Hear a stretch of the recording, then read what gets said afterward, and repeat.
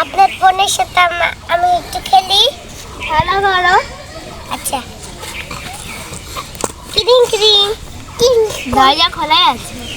আসো। ক্রিং ক্রিং বলে যাও না।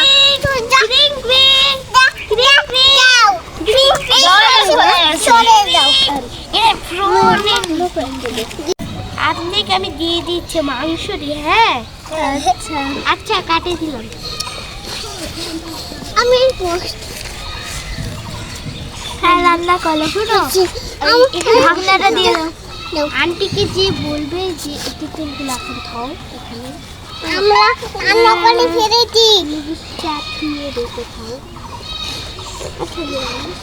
রান্না হয়ে গেছে। আমরা তুলে নেব। খাবো।